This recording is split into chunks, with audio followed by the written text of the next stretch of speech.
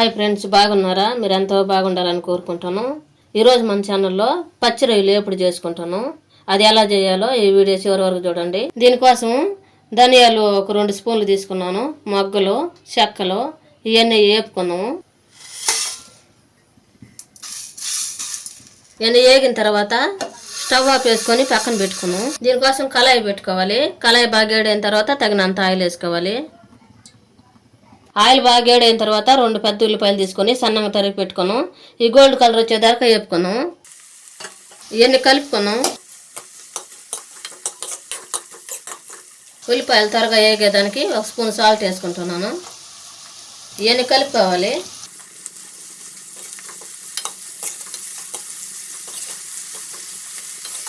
కరివేపాకు 2 రెమ్మలు తీసుకోవాలి. కరివేపాకు 2 రెమ్మలు తీసుకొని ఆయిల్ వేసుకున్నాం కదా, అవి కూడా వేపుకోవాలి.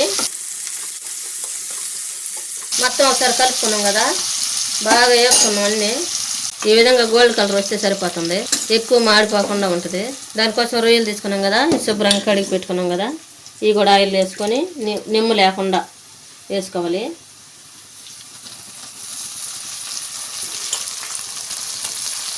ఇవన్నీ కలిసేటట్టు కలుపుకున్నాం.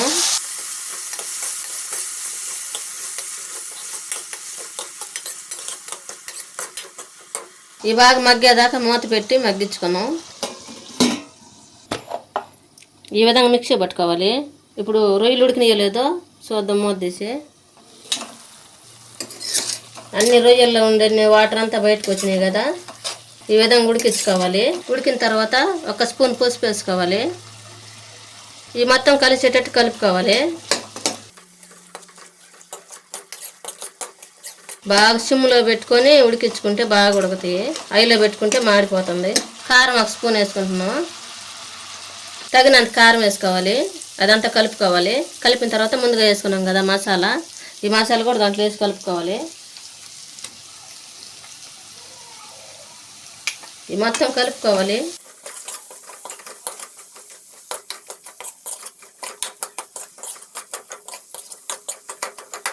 ఇప్పుడు మూత పెట్టుకొని ఒక 2 నిమిషాలు ఉంచుకుందాం. ఉడికినాయో లేదో మూత తీసి చూద్దాం. ఈ విధంగా ఉంటుంది, అంతా కలుపుకోవాలి.